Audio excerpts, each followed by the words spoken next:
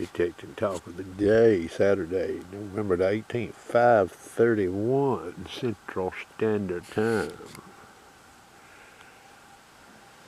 You know, this D is too. I'm still looking at it, boys.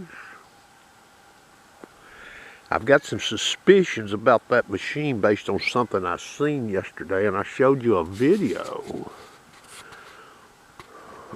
where the Iron Tone Bird Dog seemed to give advantage, on that nickel. Well, after I did that video, I got curious and looked at that some more, and I may show, if I can see what I seen yesterday, I'll be showing some more. And basically what I'll go ahead and tell you this right now.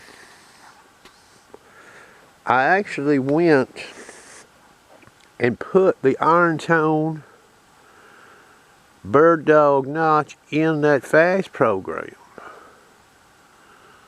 And guess what?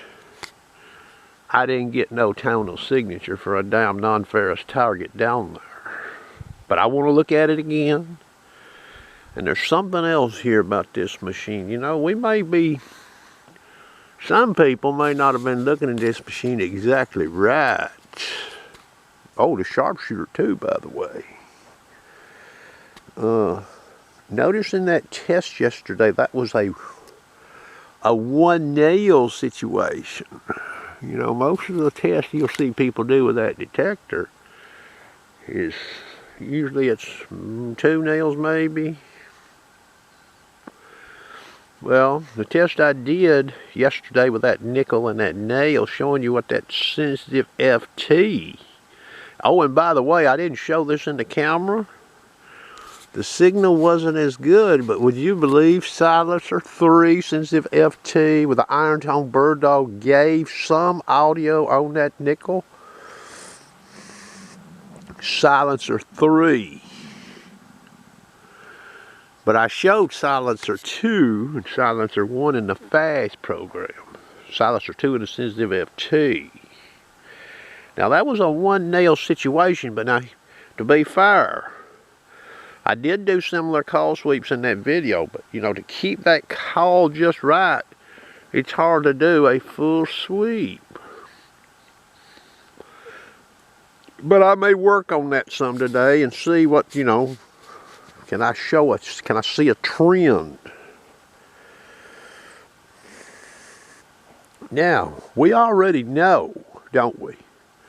In modern trash, low conductive trash, we already know that DAS2 will see high conductors under it, don't we? Smaller, lower conductive trash, we know that machine will see in a lot of situations, or some situations. But we have to use the notch to straighten up the ID and to bring the high tone to bear in that machine, don't we? We know this. Sharpshooter figured this out real quick, you know, because I do hunt sites with modern trash, unlike some people evidently. You know, they never caught on to this bullshit, you know. You know, the brain surgeon, he never caught on to that. Rattlehead caught on to it. I caught on to it. So, could the same thing apply to the iron with that machine? Meaning, there's some situations where the machine between a nail and a non-ferrous target, sort of like what I showed in that video yesterday. Remember what happened when I went and took the Iron Tone Bird Dog notch out of that machine and swept that nickel and nail in full tones? What happened? You couldn't hear that damn nickel down there. We did hear a minor fluctuation though, didn't we? I mean, watching that video, you know, watching the coil, you know, you could put 2 and 2 together. But the question is, in the wild, that'd be tough, wouldn't it, boys? It'd be real tough.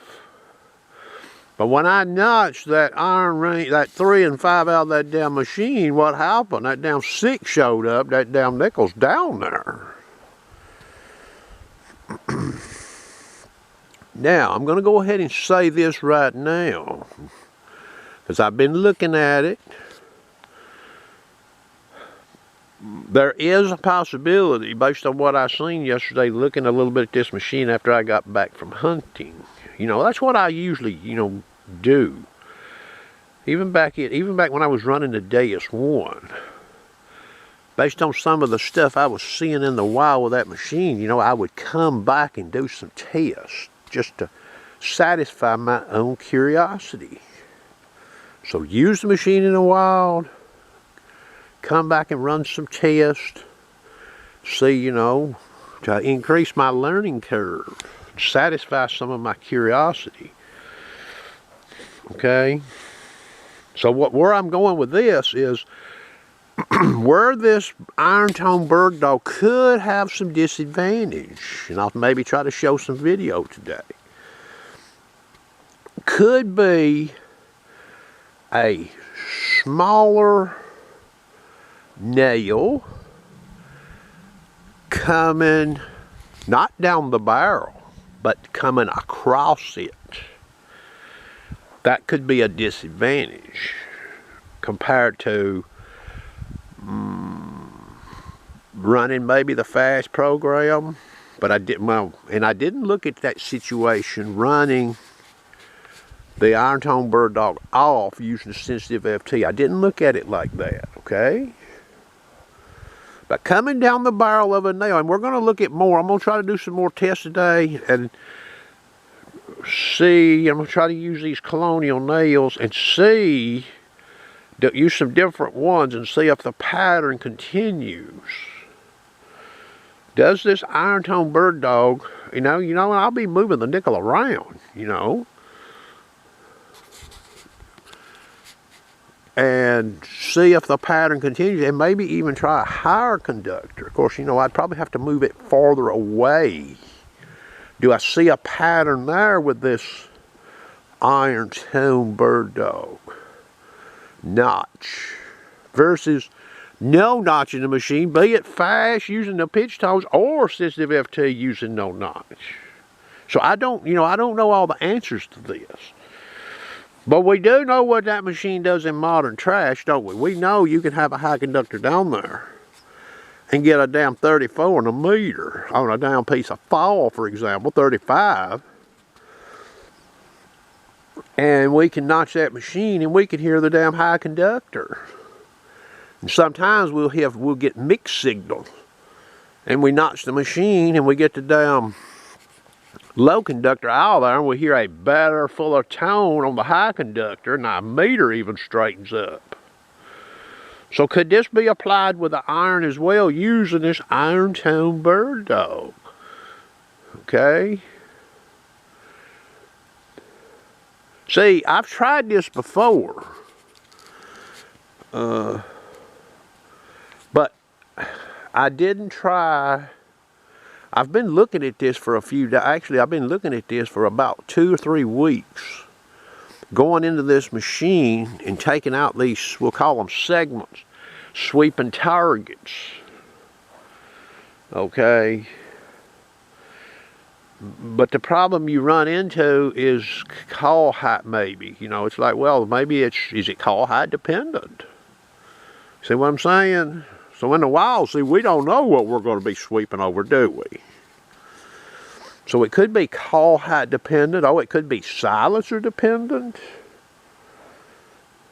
So that's what I'm looking at still. Sort of like, trying to just figure out, the what ifs on this damn Deus 2. What if you're out on the site, what if?